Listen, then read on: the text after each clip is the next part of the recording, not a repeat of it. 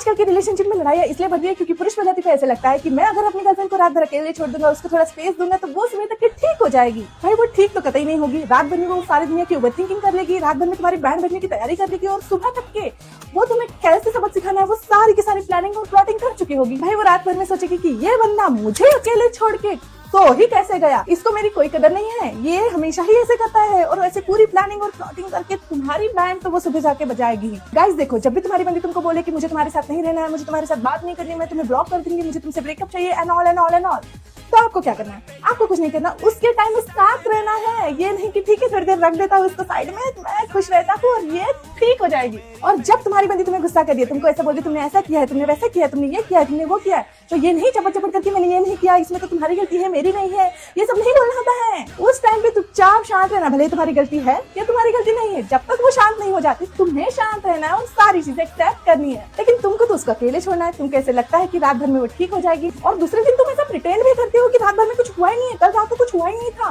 तुम इतनी नॉर्मली बात कर ही कैसे सकते हो? देखो भाई, दूसरे दिन तुम्हें लगता है कि बात ठीक हो गई है, लेकिन उसके दिमाग में इतनी नेगेटिव ओवरथिंकिंग कर ली है कि वो तुम्हें बर्बाद कर सकती है दूसरे दिन। इसलिए चुपचाप बता रही हूँ कि ऐसा मत करना कि हाँ ठीक है रात भर में मेरी बेबी ठीक हो जाएगी। बेबी ठीक नहीं होगी, बेबी तुम्हारी बैंड बजाने की तैयारी कर लेगी।